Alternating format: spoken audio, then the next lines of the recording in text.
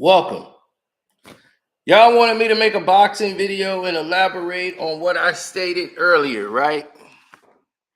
And wanted me to say, oh, like y'all saying I was hating and all that stuff. I remember all that. I got it. All right, let's get to the gist of it. Let's start it off right. While people are probably not getting notifications about this or what have you, right? But we watch it later now, whenever in the universe. Let's just get things put into the proper perspective. Congratulations goes out to Joe Dumars. Okay, that's first and foremost. Let's give the respect to the people that actually deserve it. Joe Dumars, president of basketball operations for the NBA. Let's give him his just due. Joe D, salute. Bad boys.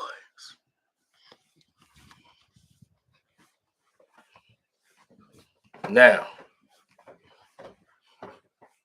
this is just a small video, small token.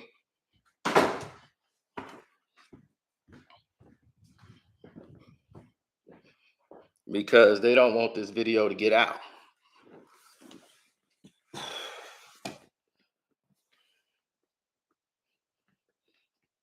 Well, Tank is going to destroy Rolly. They know that. I know that. So who we kidding?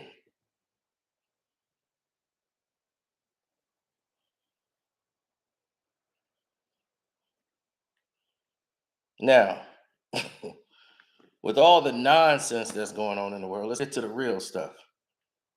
All right.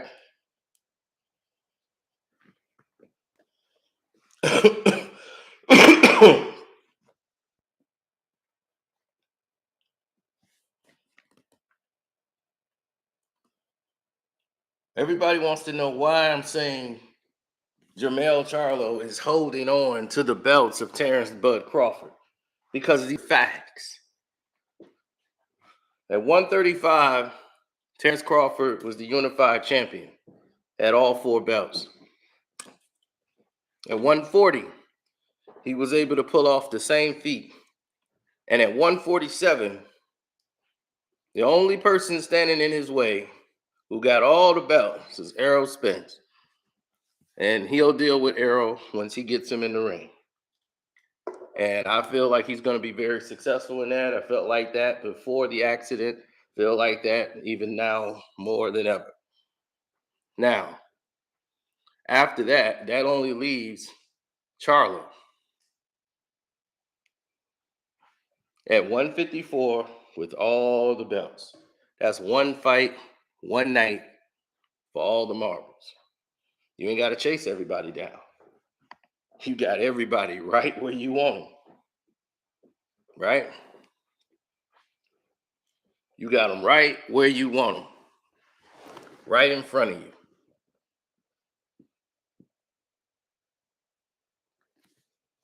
Now,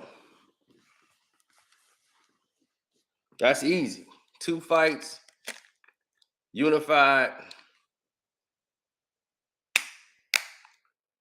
in 4 different weight classes.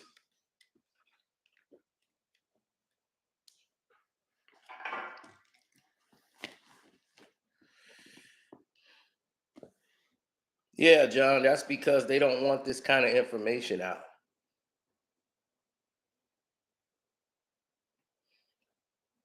They're in straight sabotage mode right now.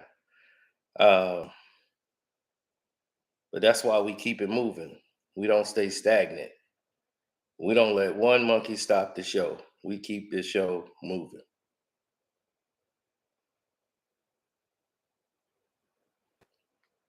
Now, when I came in the game, in the boxing, it was all about the sport and learning who could fight and who couldn't fight, no matter what the hype was.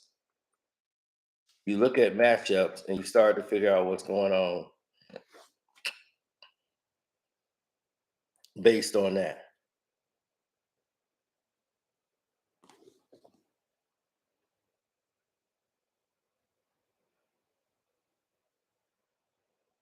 All I'm gonna tell you is this: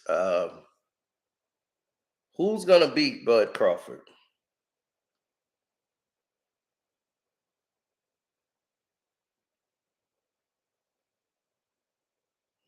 Jason Williams. Jesus Christ! You going for the smoke and mirrors? My problem with the PBC is different, but we're gonna get into that. It ties into the Charlo situation. Forget the ordeal, or forget anything that happened between myself and the Charlos many years ago. That has nothing to do with what this whole future is. Congratulations to Charlo for winning the fight that I predicted that he would win by knockout. Right after the first fight that he lost, and he got a draw in. After that fight, I knew he would win by knockout in a rematch because he figured out his style. And the first fight, he didn't know. The style was confusing. It took him a while to adjust to it. But in the rematch, he knew that was it. So I knew the knockout was coming.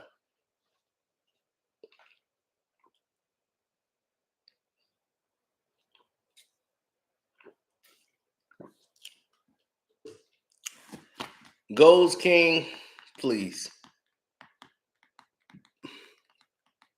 You're going for the smoke and mirrors again.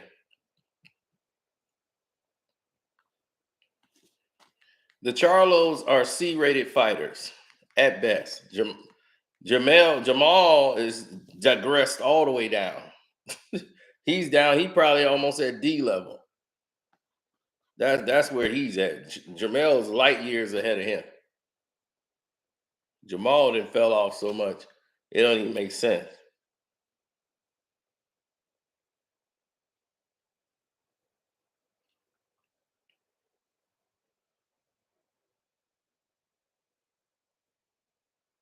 No one takes them seriously, and the reason why is basically PBC's fault.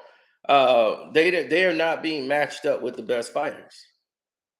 Okay, let's look at this. J. Rock Williams at 154 was Jermell Charlo's last fight at 154. We're talking about Jermell right now, right? We'll get to Mel and everything later. All right. He goes up to a middleweight. Name me a middleweight of stature that he fought.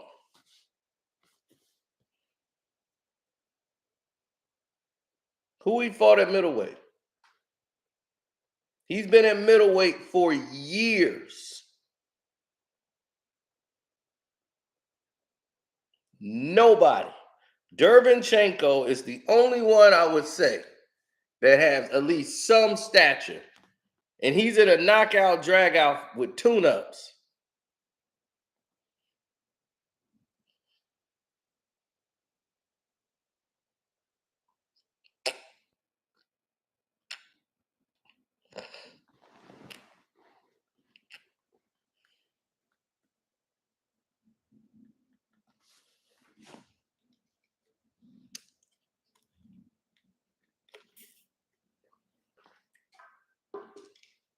So why would I take him seriously? Did he fight David Benavidez? No. Did he fight Caleb Plant? No. Did he fight anybody at middleweight, but he calling out Canelo? Huh? Where does that even make sense? You haven't even fought your PBC buddies. That's what I'm saying. Y'all a joke. These dudes are a joke. And this is what gets on my nerves is that the general public buys into the BS and start throwing them in our face like we don't watch boxing. Jermell Charlo, to me, is the better boxer out of the two because he branched out from Ronnie and said, look, I'm tired of getting trained like a football player. I'm finna go in here and start learning some other tools and add more versatility to my game. He's way more versatile than Jamal. They don't fight anything alike. But here's the problem with Jermell. Jermell telegraphs a lot of the things that he's going to do. He's an instinctive fighter. He fights better when he's using his instincts. But when he goes to try to set his offense, he throws everything hard with power. And that normally burns a fighter out, especially depends on who they're fighting. If you fight a professional boxer with a jab, Mel would be in trouble. Because they could set him up, they could see all his shots coming, and he's waiting on a counterpunch that might never be there. Now, let's say you look at someone other than, you know, let's go, for example, some of the other guys that's in the mix, because there's a lot of people in the mix. Let's go with the other guys that's in the mix. You look at Jermell Charlo's style. He has a hitch in his jab that comes from the amateurs. He tells a lot of his footwork, even though he's moving around the ring. It's not very good footwork. You can set a lot of traps for him if you want to be successful. But let's look at his resume. Okay. Did he fight Jarrett Hurd? No. Did he fight Laura? Him and Laura are not trained by the same manager anymore. He could have fought Arislandi Laura. Did he fight Laura? No, he did not. So he didn't fight any of those two at 154. He hadn't even fought J. Rock Williams. Has he fought Demetrius Andrade? Neither one of them, him or his brother, ain't fought Andrade.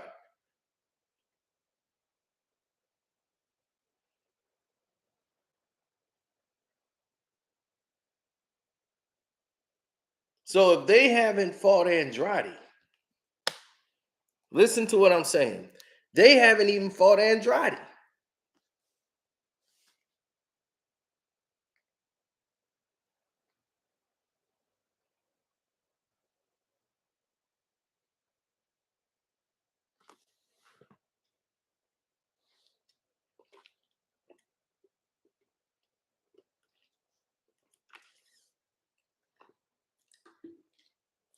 They waited till Laura got old.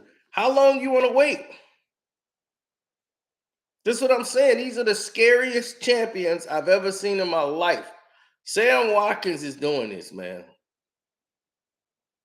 This all on Sam. I should call Sam right now because I'm a little ticked off, man, with all these setup matches. And Sam Watkins know what he's doing. He trying to keep them boys away from David Benavidez. David Benavidez will beat the living hell out of both Charlos on the same night. They know that. But even David Benavidez ain't even the man. Where's Caleb Plant?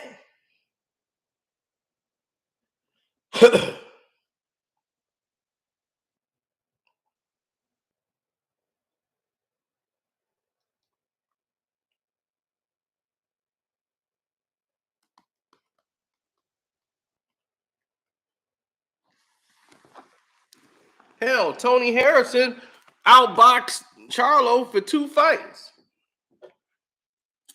The second one was worse than the first. If he didn't get caught and they didn't have that bottle controversy, who knows how that fight would have went. But they only picked him because they said, oh, well, Tony's chinny. You touch him on the chin, he go to sleep. Oh, we can put him in the ring with him.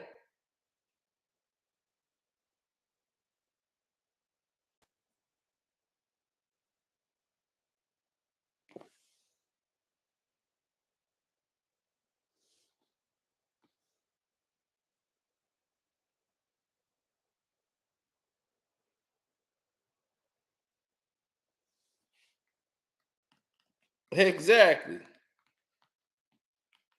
Let's go to y'all other so-called champion, Errol Spence. Like my man said, Easy Street Spence. Who the hell has he fought at 147? He started his career out at 54. I want y'all to know that for all these bandwagons, Errol fans. He started out at 54 and he got his bell rung. They were ringing his bell.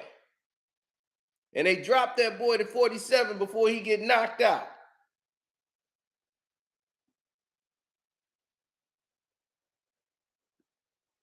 And they've been protecting him ever since. He was already fighting Danny Garcia before the accident. They already had the deal done. When he fought, the only time he fought a real welterweight was when he fought the Wild Man, Sean Porter.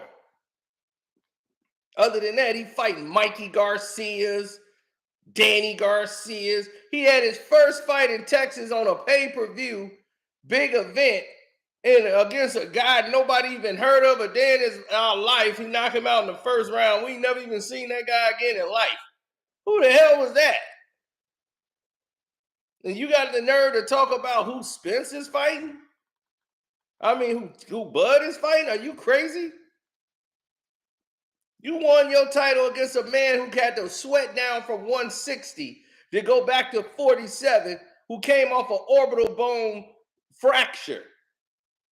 It wasn't even healed properly. And it ended up breaking again in that fight because it wasn't even healed properly. And you was getting rocked in that fight. You didn't even fight out Kell Brook at 100%.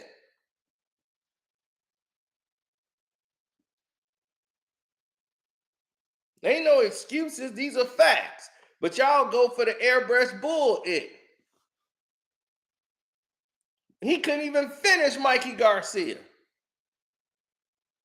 They put Mikey Garcia in there, 135-pound fighter, going up 2 weight classes to fight Errol Spence, and he couldn't even finish him. He didn't know how. I was like, oh, this dude is not what I thought he was. I'm like, I see it right now. He's limited. I saw it right then and there.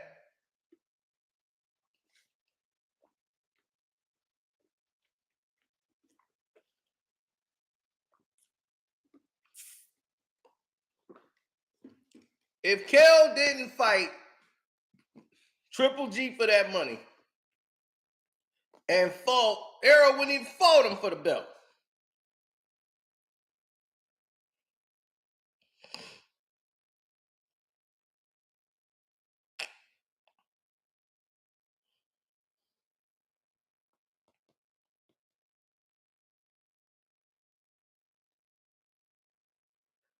Well, if that's the case, tell Jose Benavidez, put Jose Benavidez in the ring right now with Errol Spence, and let's see what happens. Make it happen. Make it happen. You know PBC won't do that. Errol ain't getting in there with no real 47s. Now, if he coming from 140 or 135, Errol will fight him.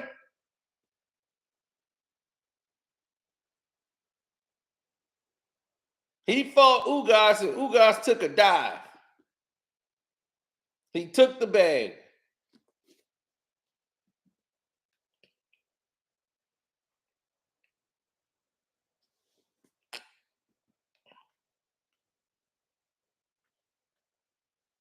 Dark Kent, y'all better have y'all money tied up in a cash app somewhere that we could put it in an escrow account because y'all losing all y'all money. And I will take every cent because Errol Spence won't be standing when that fight is decided. I guarantee you that. He's getting stopped.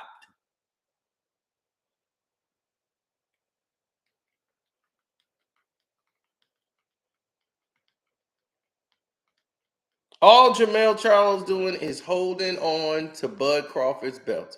So if he want to be stupid and blow the Bud Crawford money and just go up to 160, and he can, it's like, what you gonna do? You ain't gonna fight your brother.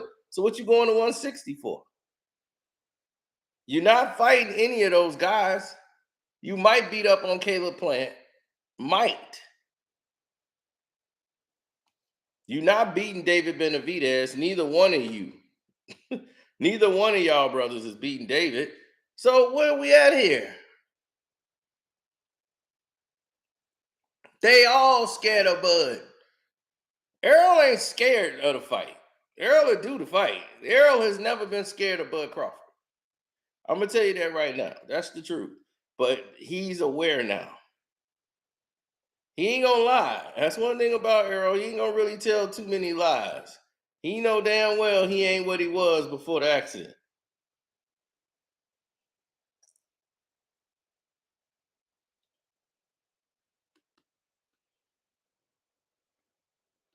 He ain't afraid of Bud. But his people around him afraid of Bud. And when you got the people around you scared and you ain't scared, that put that doubt in your head. Like what they see that I don't see. PBC is scared to death of Terence Bud Crawford.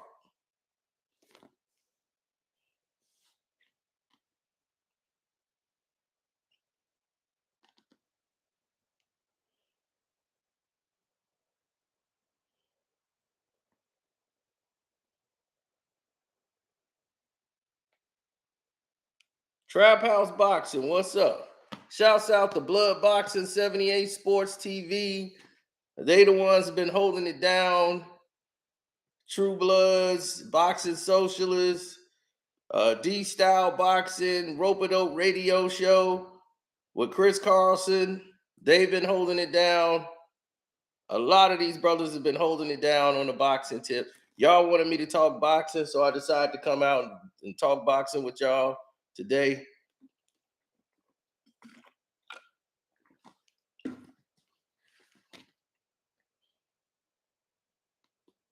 Absolutely. What's up, Kwame? I see you. Salute, bro.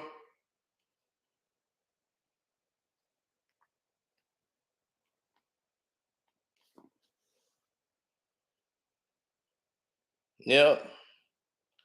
Well, when you look at the total picture, you look at, like, let's say we're gonna look at big picture, right? Well, if you look at the big picture, you see stylistically, let's see Jermell versus Bud. Let's say Jermell decides to fight Bud. His style does not equate. He thinks he's gonna outpower Bud Crawford. That's his mistake. It's not about what you can dish out, it's about what you can take. And are you going to be able to take Bud's shots? Where Bud's going to catch him at is the jabs and straight lefts down the middle. The straight lefts down the middle are going to catch, and the counter punch that he's not going to see is going to be a counter right hook over Jermell's stiff, slow, predictable jab. Once that jab comes, this is what Castano was catching him with all the time. Castano is just short, and he's got to use these feints to get close. He's a little guy, right? Bud has got long arms, and he got heart and balls, and he can care less. Plus, he knows how to time that.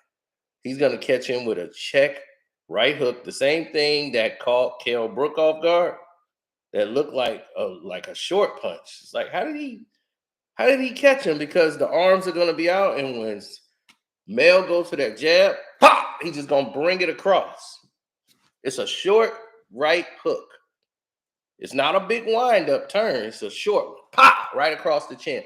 Those hurt way more than you winding up, bringing the force across. If you got your arm already out there, you just come across real fast and catch somebody with it, you can knock them the hell out. They don't know. They ain't even see that punch coming. And that's how he hurt Kell Brook. And people was like, whoa, what happened to Kell Brook? I don't get it. What happened? You didn't even see it. It was so quick.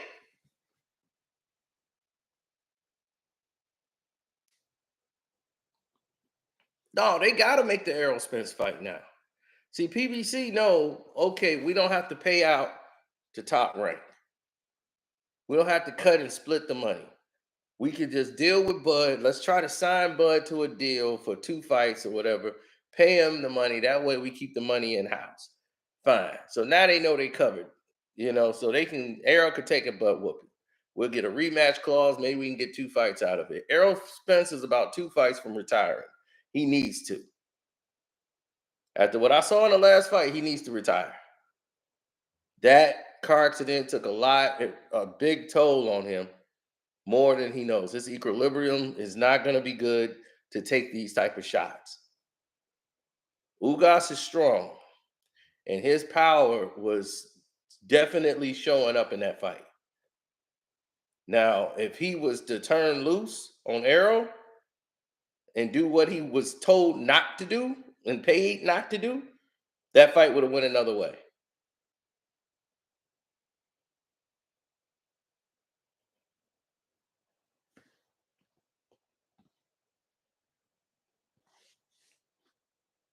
Well, see, that's the thing. If that's not if Errol sees something, I mean, if Terence Bud Crawford sees something that isn't working, he has a plan B, he has a plan C, a plan D. He can make adjustments. There's different ways to approach for him. Let's say I don't see any complications he's gonna have fighting Jermell. You fight guys like Jermell and Jamal in your first couple days in the gym. Everything tight, hard. You normally gas out. You go to a guy's body like that. When they throw something big and miss, pay them to the body. Keep paying them to the body.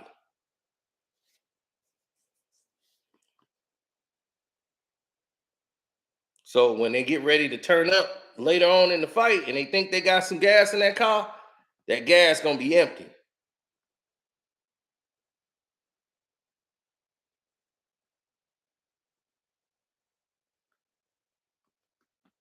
I don't see that fight ending well. I think it'll be like the Canelo fight.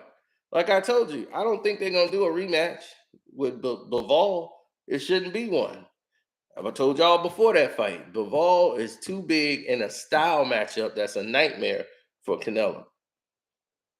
Too much size, too much work for Canelo to have to get in, do what's needed to do to win that fight. Use a jab, move around, all that stuff. So now they're going with the money fight. The money fight is the Triple G fight. Go for your money. You've already proven everything. You took the risk. Go ahead and do that fight.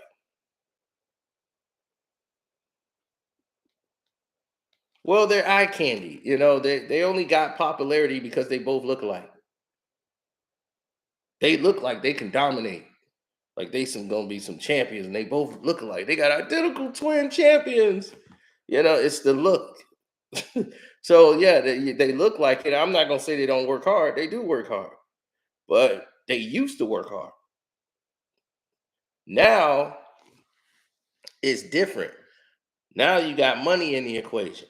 I know what they used to be when they were coming up and how hungry they were. They were working out every day and they wanted to be stars. More than world champions, they wanted to be stars. They cared about the spotlight, the cameras, and all of this stuff. They wanted that. And they didn't care who they had to screw over to get it. So that was them. But their boxing ability was always limited. We've seen Erislandy Lara damn near 8-9 years ago treat them like kids. I'm not saying they're the same fighter they was 8-9 years ago, but he was basically controlling them with a jab, and both of them sparring with them. It was just like they couldn't hit him. And that was 8-9 years ago. And it's funny how they never fought him. Even though he's gotten older, they still haven't fought Lara.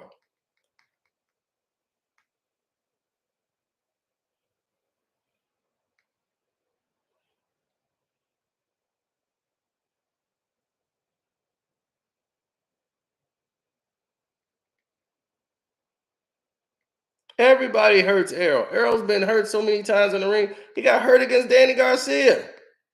Everybody keep talking about what a great fight that was for Errol. Yeah, it was until he got hurt. And then he didn't throw any punches from like 9 rounds to 12. And I saw it, and he saw it, and that's when he went back to a strength and conditioning coach because he thought that's what it was. He's like, maybe I got to go back to my strength and conditioning coach. Then in this fight, you saw him get his bell rocked, and He started looking for the mouthpiece again. He did that same move again in another fight. No, when he gets hurt, it's different. When Errol's getting hurt, it is a lot different. When Errol is getting hurt. When Errol gets hurt, trust me, there's an equilibrium thing that's going on with him where his motor functioning skills is off. Like it's different. It's like his stance and everything. Like he's not even his balance is off completely. And that's dangerous. So when I was watching that, I was like, man, he's just like wobbling, like and it's just off a jab or something. He's like not even like standing up parallel. So I'm like, that don't look right, and that's why I was like, he should probably have two fights, and that should be it. Because naturally, most of y'all in the chat don't care about their life after this, but I would rather see him have all his faculties, have some money, and be able to enjoy the rest of his life with his kids. Because it's a miracle that that man is still alive after what his car looked like and what happened in an accident like that, being thrown going that many miles per hour.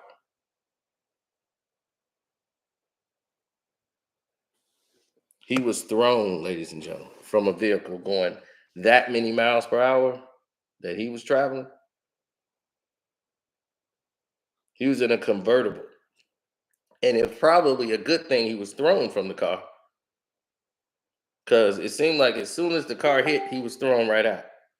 And then when the car did all those spins and flip, he was already out of the car. Because if had he still been in it, he probably not have been here. And like he said, he had PTSD because of that. And they were showing the accident on TV and the internet. He couldn't watch it from like months. He couldn't watch that thing. And he had gotten in another accident. Somebody hit him from behind, and he mentioned that, but he got dropped by his insurance company after that, of course, because they had to pay out a lot of money for those cars. So he was dropped immediately.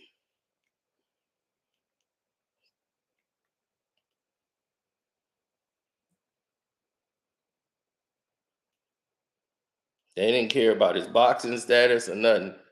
They're like, bro, you costing us too much money. You out of here.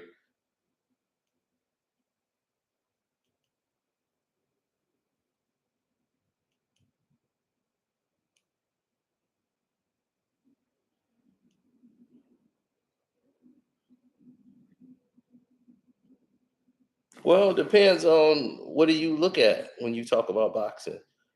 The Charlos, they used to work very hard, and you could work very hard. It doesn't it doesn't mean that just because you work hard, you're gonna win. It's just better for you if you do. But you could work hard every day, run miles. The next guy's running miles too. Is can you execute your plan against that opponent better than he executing a plan against you that night? So I'm looking at IQ of boxing. I think Terence Crawford has more in the tank, and I think he has more in reserve, and I think he has more gifts, and like they say, more in the bag than uh than the Charlos. And I think the Charlos is a lot. Like I said, I don't believe they believe what everybody else is saying. I don't think they believe that. Everybody else try to make them out to be the boogeyman, but they don't believe it. They love to talk it, but they got the doubt. Even Jamal. Jamal is a lot of hot air. He's the oldest out of the twins. So he's the most flamboyant, the most braggadocious, the most tough, trying to prove he tough. But he ain't proving he was tough to Danny Jacobs. Danny Jacobs walked right to that boy's face, didn't he? No problems.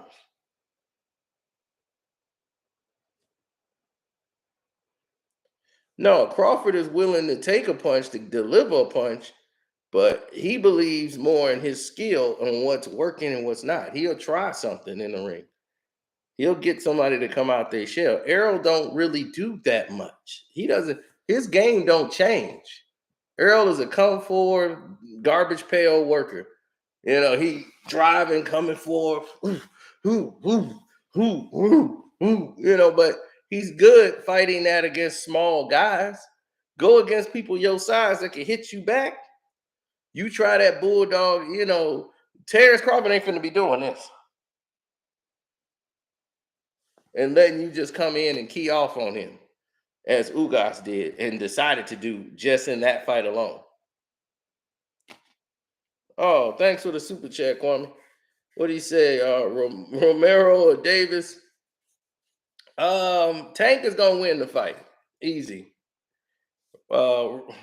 Rolly is a judo martial artist who is just learning how to throw punches. He can't box. That's the problem with Rolly. Rolly can't box. But what he does have is power. He has a devastating left hook. He can crack. Because what he's doing is actually throwing like martial arts punches. That's why he normally stands in a martial arts stance and he it's all one power shot after another. So he has a puncher's chance to land something. But I think Tank will walk through him.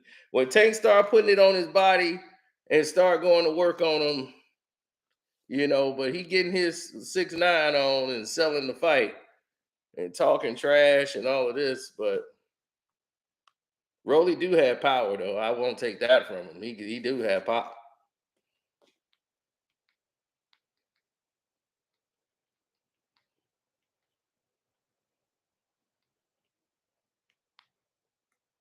Well, that's the thing. Anybody can hit a stationary target. My thing is that Rolly has power. Everybody knows that. Rolly has power, but you just because you got power don't mean you're gonna win. You still got to know how to box. He punches awkward because he comes from judo. He doesn't come traditionally from boxing.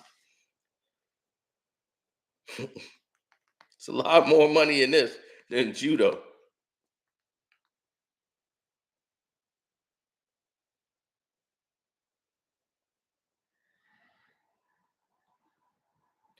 You could see every jab and right hand coming from the Charlos. There's no surprises. There ain't no surprise right hand leads. Everything comes from a jab, right hand, hook, right hand. They tilt the head right before they throw the jab. It's like a tail, and that's just why most of the fighters don't get food. Tony just the only reason he got caught is because he gets too brave and he stays in there.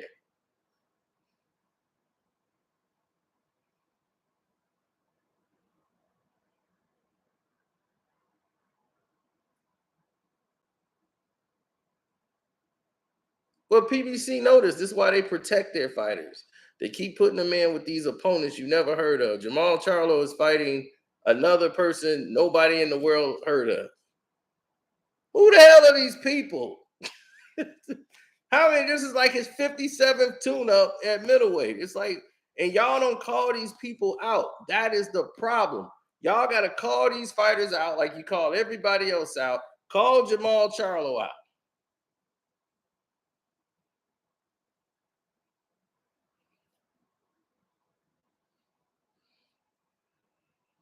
Charlo's an easier fight than Errol. I wouldn't say that.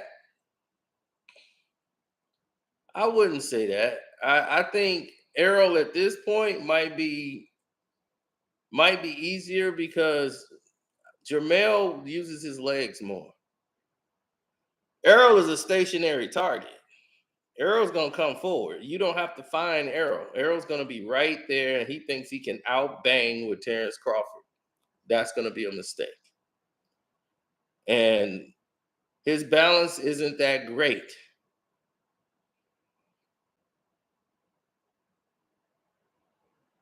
Who has Bud beat? Kell Brook. Anybody they put in front of him, he's stopping them. Sean Porter. No man has stopped Sean Porter. Bud did it. Stopped him. Nobody has stopped Sean his whole career. He made Sean say, you know what? I'm retired. That's it. I'm out. Stopped him. No. Sean was already dropped twice in that round.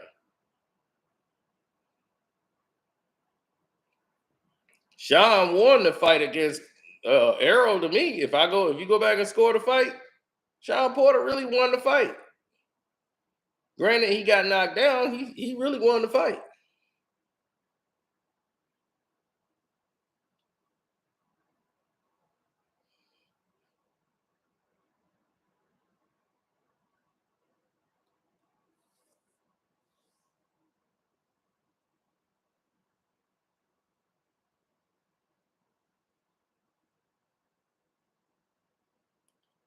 Okay, between whom and whom?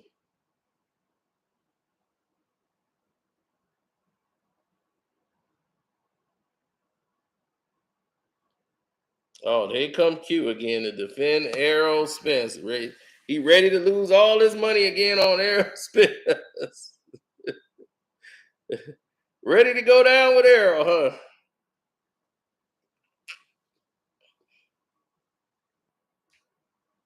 Errol is not gonna make it, bro. It's a done data. He's done. When they make that fight, you just get ready to bet the knockout because it's everybody's getting stopped. When Bud Crawford fights you, he don't go to the cards. He's stopping these guys. He treating these guys just the way you're supposed to treat them. They going to sleep.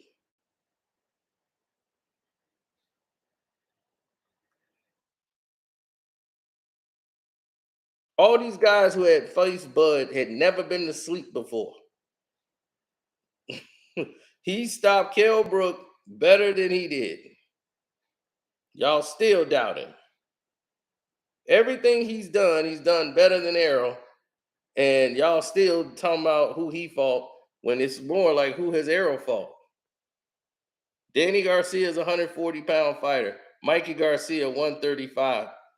He fought Chris Algieri, another 135-pound fighter. Where are a guy who's actually a nutritionist, who I interviewed, by the way, at the health the fitness and health expo.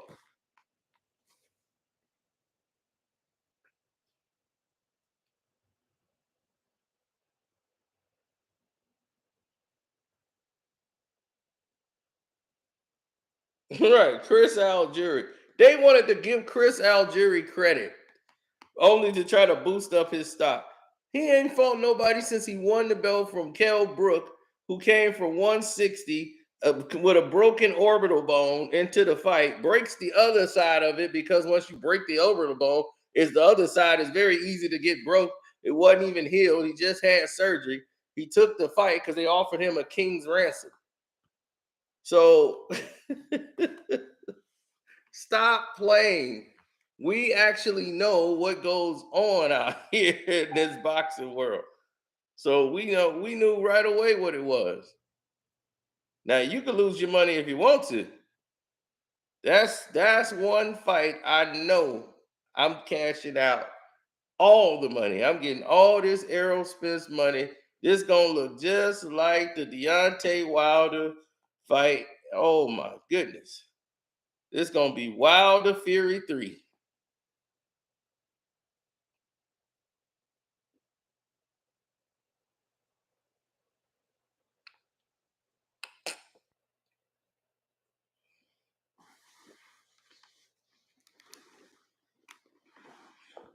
I begged you, Q. I told you, Q. Don't bet on that. He getting stopped. I told you. I said, Q, that boy getting stopped. Don't put your money on it. What are getting stopped? You fell for all of that nonsense.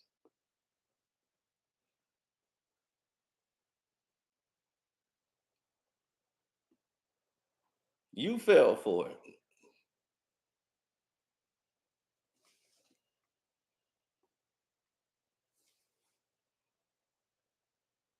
Oh, here you go about Ugas, right? And what did Ugas do to him? That boy was out there staggering like Ned the Wino.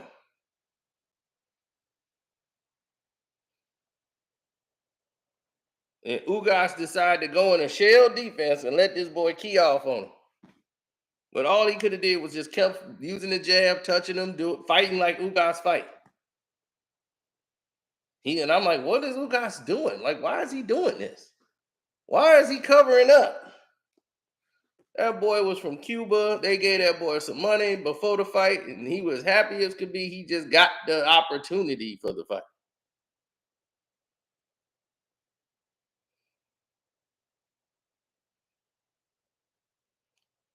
Don't worry, Mr. Bailey. We gonna get all Q money. Q finna pay all us. And I'm gonna be right there to collect.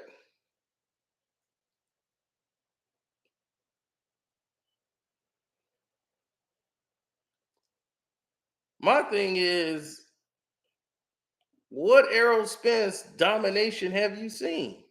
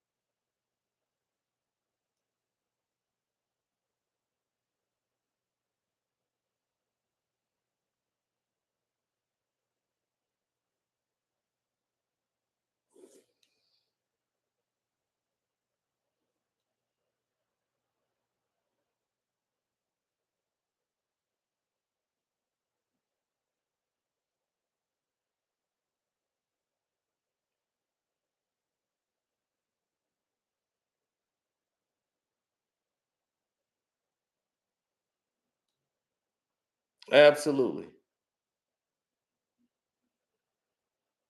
The punch that catches Errol all the time, right hooks, left hooks.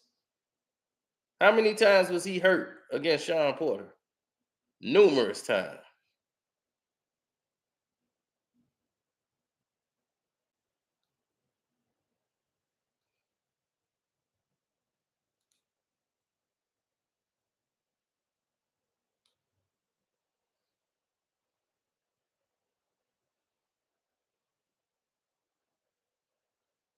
I'm trying to tell you, Errol has never been what y'all thought he was.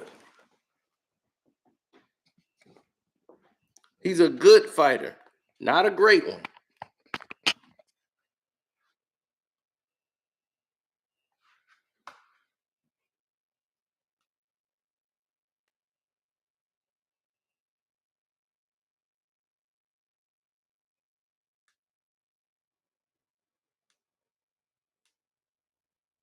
Look at this.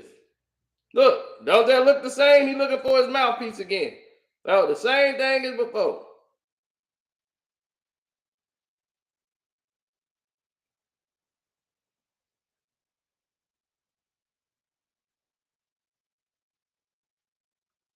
Boom, goddamn!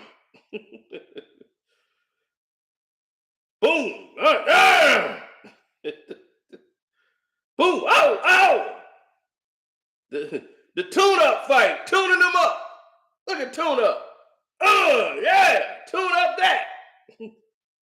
Bip, oh, bip, bip.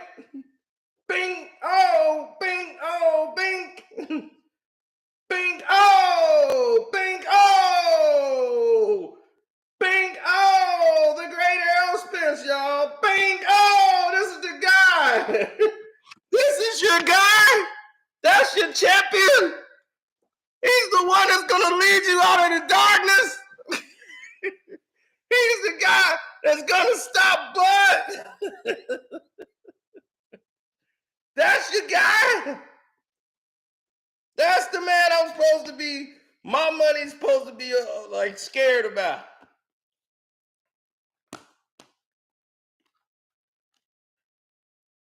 My man did the mouthpiece move again.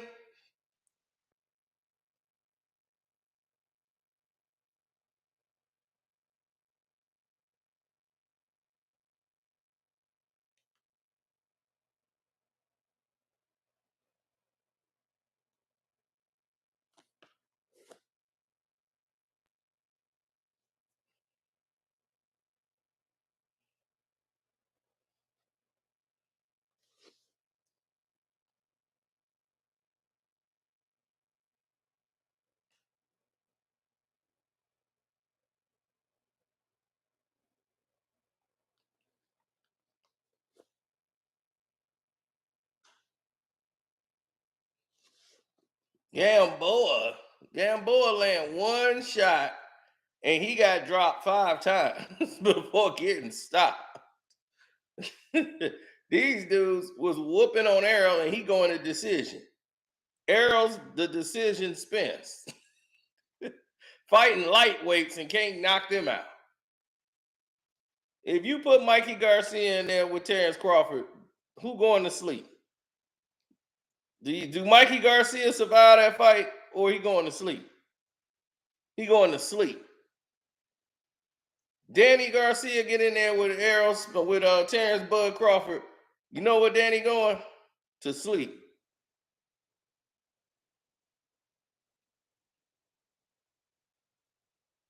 That's the difference between Bud and Errol. Errol doing all that punching, but he going to the cards. He was gonna go to the card against Ugas.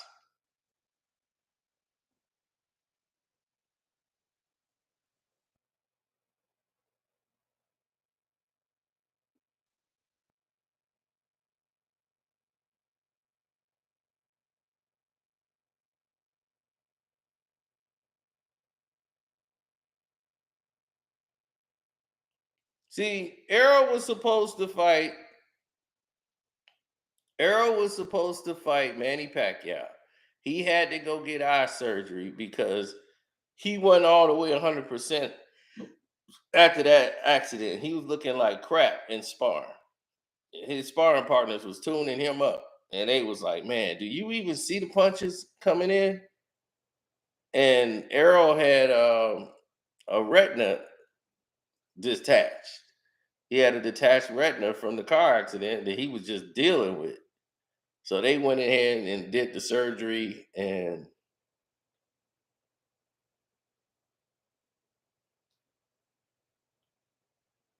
yeah, the doctor wanted to stop the fight anyway so that they can give Errol a stoppage victory to make him look good and boost his confidence up.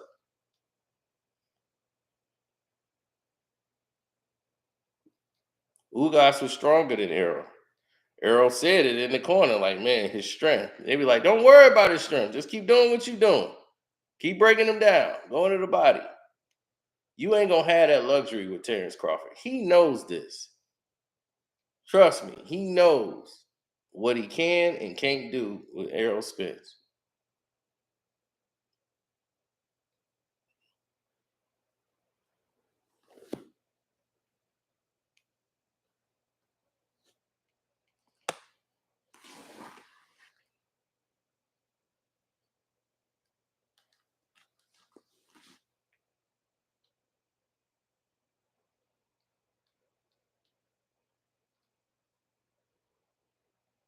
Kell Brook told you, I face Bud and I face Errol Spence, and Bud Crawford is the one that's gonna do the job.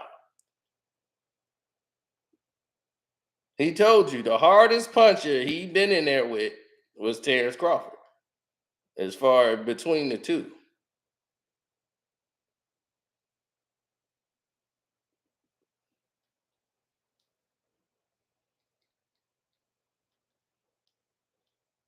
And that's the thing, man. Y'all gonna get Errol Spence messed up. Because Bud has 100% confidence. Like, why wouldn't he be?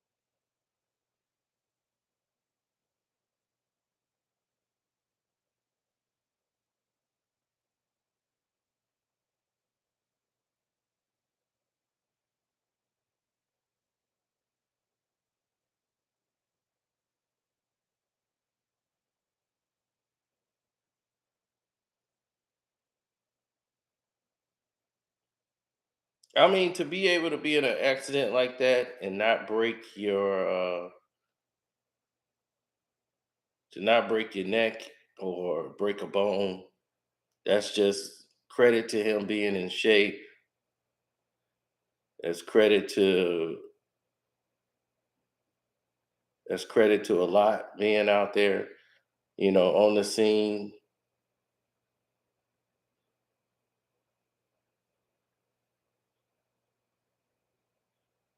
It's credit to a lot of different activities.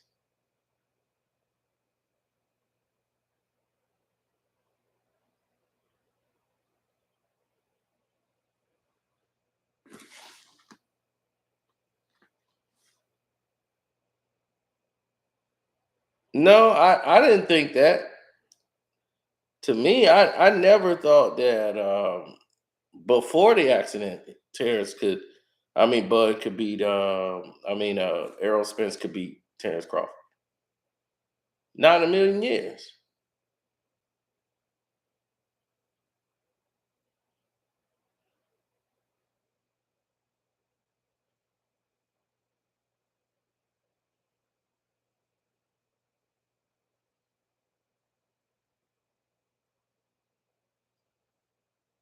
It's all about styles. He fights off balance. He's a lot of power at 147. He's a full fit 154, full 147. 154 fighter.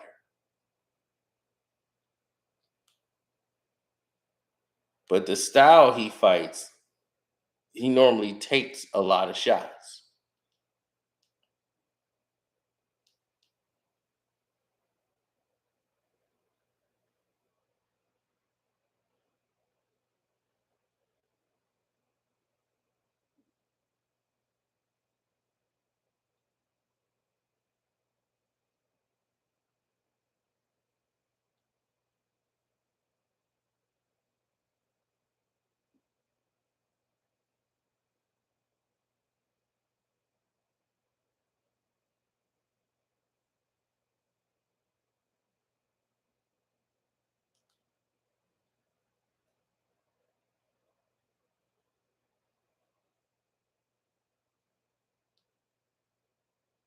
No, not really.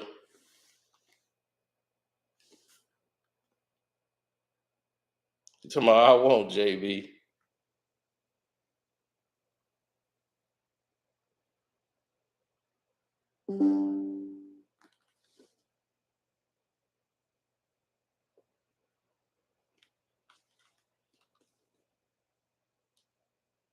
Yeah, I saw the Top Gun movie. I did my movie review on it on Screen Fame. I was out this world.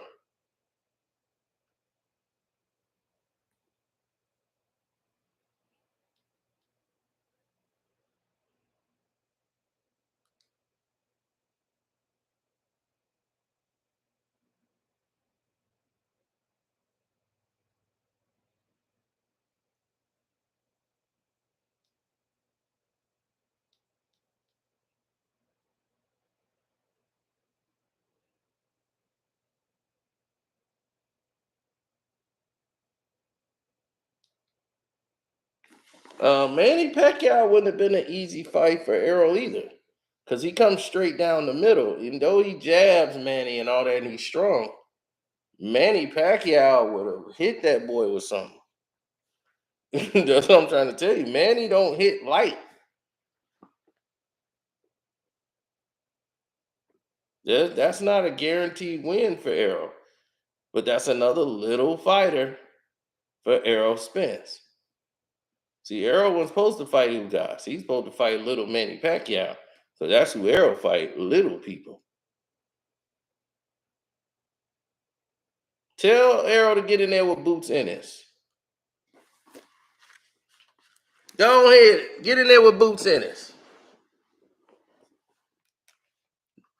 If you're not gonna fight Bud Crawford, go fight Boot Ennis.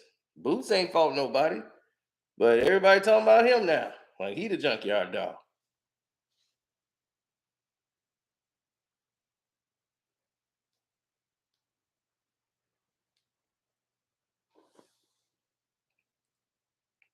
Kambosos versus Kambosos versus who?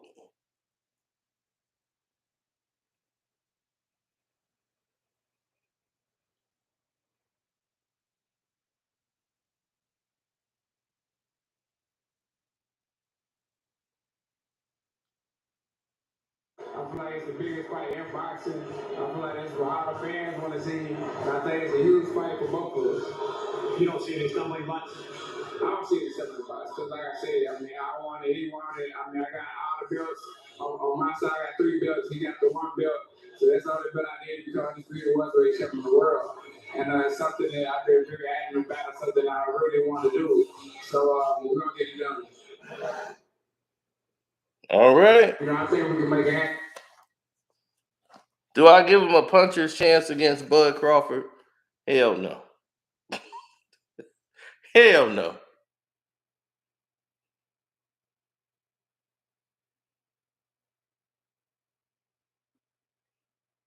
No. Here's the kicker. They talk about Boots. They talk about Boots Ennis fighting Bud Crawford. They don't talk about him fighting Errol Spence, but they talk about Boots fighting Terence Crawford. Now, where the logic in that? That's the same thing Top Rank used to do.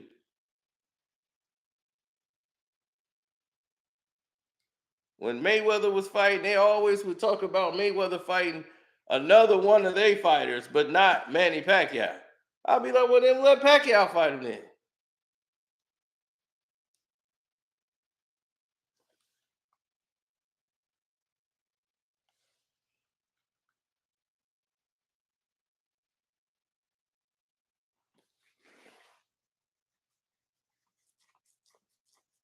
Another big 147.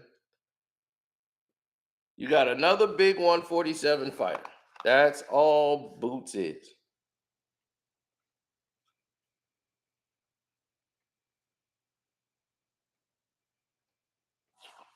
Devin Haney versus Kambosos. That's an interesting fight. I mean, he's gonna go to Australia to fight him too. If he uses jab, he'll be in it. But if Kambosos turns that fight up, I don't know. Devin Haney could be in a world of trouble. That's a fight where style's gonna dictate who comes out victorious. You know, people's styles are gonna dictate that. Kambosos' style, he takes a lot of risk, and he's the champion. So Devin Haney thinks he can catch him with a hook or something and get him hurt, and take the fight over from there. But he's gonna try to box and get those rounds in. But if you go to Australia, you're gonna have to beat the champ. You see what happened with Manny Pacquiao with Australia.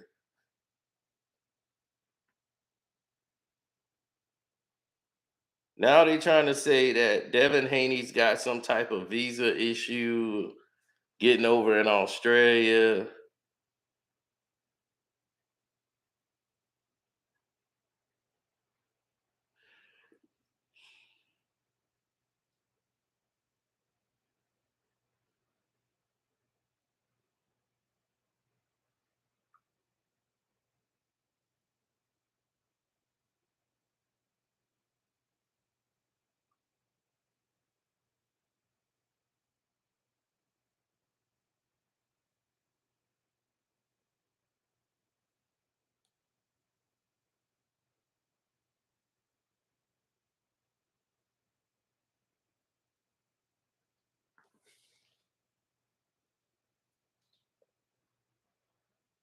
Well, Devin Haney is a guy that hasn't been able to get Devin Haney, you got to put him on his back. You got to put him on his back foot, right? Devin Haney is the kind of guy who wants to throw one shot. He still got that amateurishness in him, where he throws one shot at a time, or if he throw a quick combination, get in and get out, and that works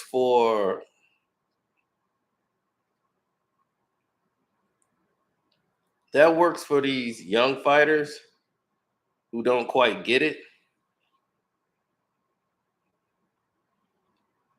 And that's why they say an amateur style and a pro style. Amateur style, you're hitting for points. You get points for contact.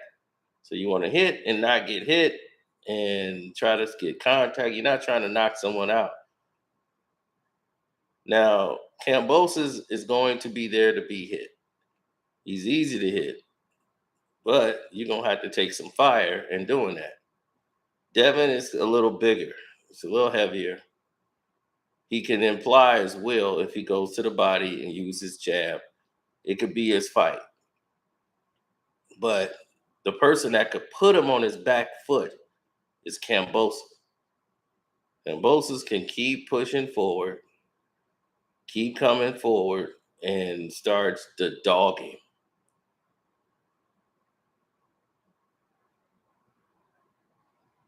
He makes you fight when you don't want to fight. See, the best fight to watch to see what Devin Haney fight would look like, go watch Mickey Bay versus Kambosos. That fight will show you exactly what the fight is going to look like with Devin Haney and Kambosos. Kambosos is going to go in there and try to bully Devin Haney. Mickey Bay is going to sit back, catch him coming in with jabs, turn the angles, and try to hit him with combinations.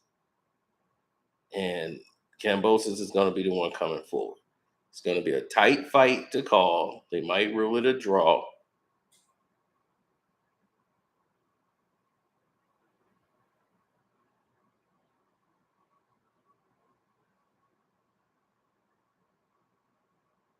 But he's the kind of guy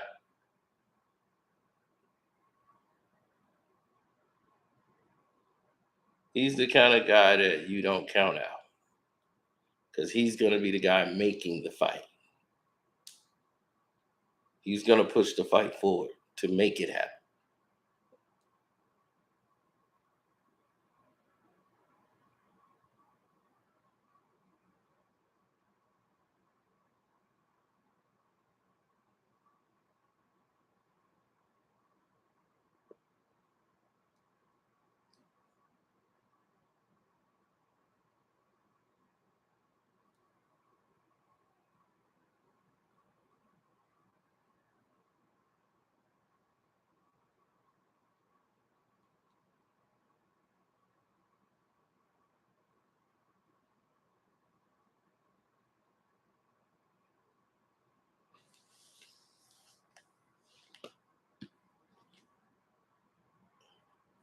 The heavyweight division has been dead for a long time. Y'all don't understand. There is no more heavyweight division. Wilder was the only one to bring back the heavyweight division.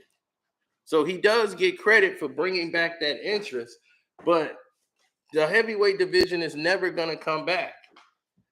And that's because the money is not in the heavyweight division anymore. Because most of the people who are heavyweights are not going to compete. I repeat, these guys are not going to compete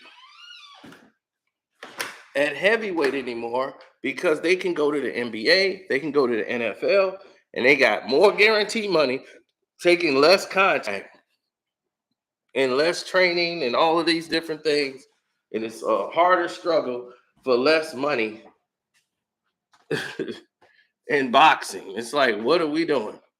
Back in the days of Ali and all those guys, there was a big pool of talent because the heavyweight division was one of the highest paid. Boxing was one of the highest paid sports in the world.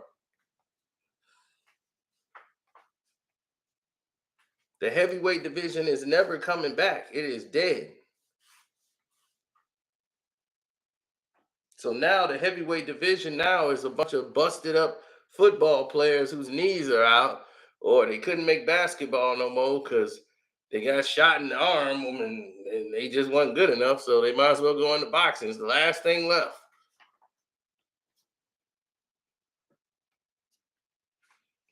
That's why the heavyweight division has gone overseas. And it's basically going to stay there because as long as there's NFL and the NBA, LeBron James right now would probably be the doggone fighting for a heavyweight title. He'd be knocked out already, but he would have been a heavyweight boxer by now.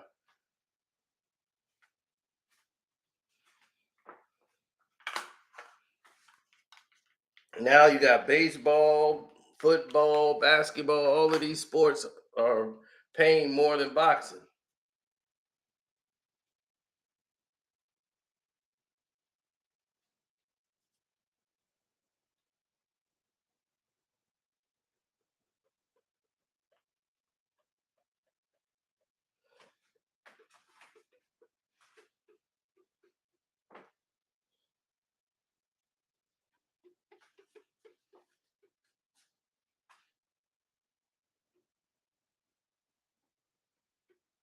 Shouldn't have robbed Wilder. How you get robbed? You got robbed by eating the right hand going to sleep? He ain't got robbed, he got dropped.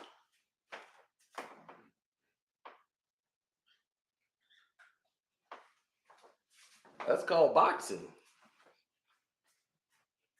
I'm like, how you rob somebody to get knocked out?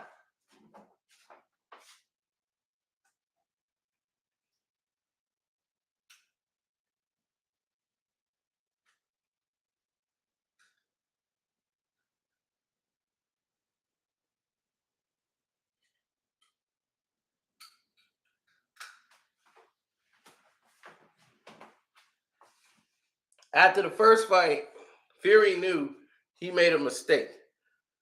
He didn't have to stay away from Wilder as much. After he got caught with that shot and went down and realized, okay, I felt the power. I want to feel the power. Come on, hit me right. I want to feel that power. Once he felt that power and he went down and realized that power was real, when he got up, he said, okay, I made a mistake. I know what I got to do. Once he realized I can hurt this guy, I can get this guy out of here.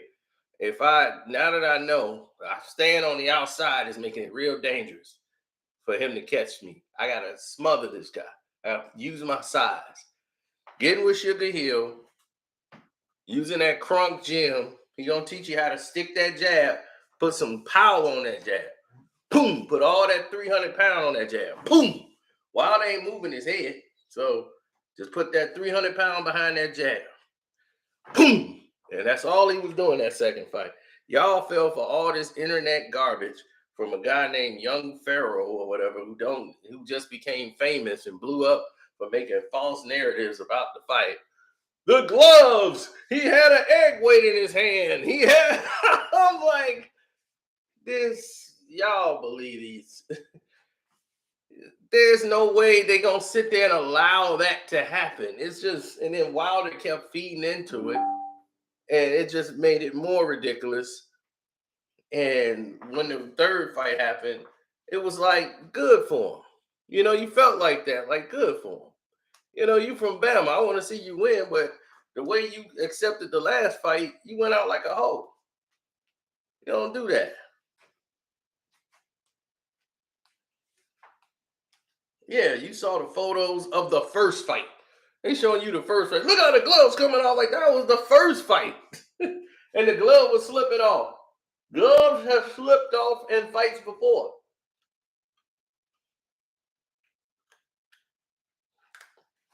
They tied it up. When people sweat, the gloves start to slip off. This has happened before. It's not an anomaly in boxing. Jesus Christ. That's more damaging. Y'all don't know anything about a fighter. That's more damaging to the person throwing the punch than anything. You could break your wrist.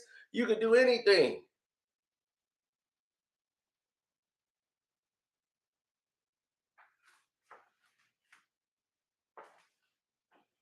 Right. Wilder got his ass whooped. Stop making excuses for it, people. Wilder got his ass whooped. It got wet zipped.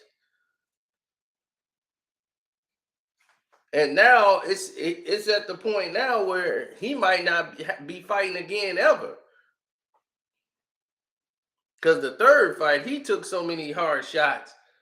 I'm like, why is he still doing this?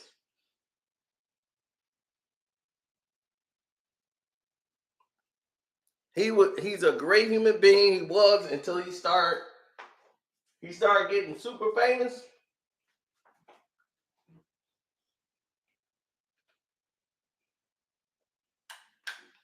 From all these idiots.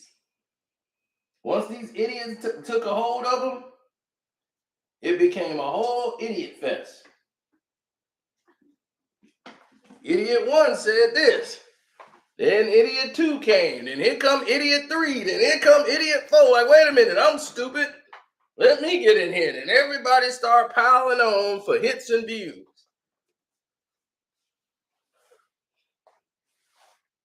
And I'm like, man, if you're going to get hits and views, at least tell the people the damn truth. But then y'all listening to somebody named Young Pharaoh who don't know a damn thing about boxing.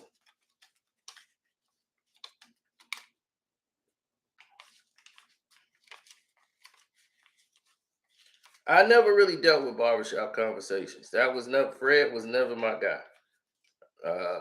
I know a lot of people that dealt with him.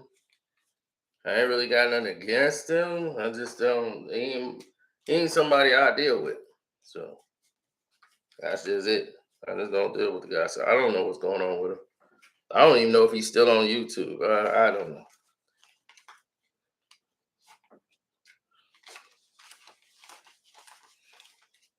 Not my fight.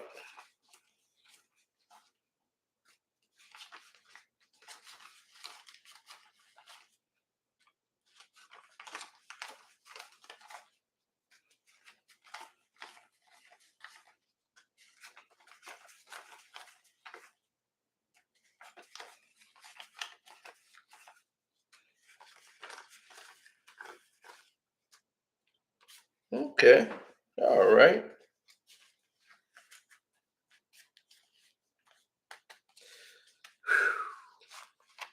Thank you guys for the super chat donations. Thanks for everybody that hit my cash apps up. We talked boxing today for a whole hour. Everybody said when I was going to talk boxing. We talked about boxing. So I'm going to get out of here. Love, peace, and hair grease.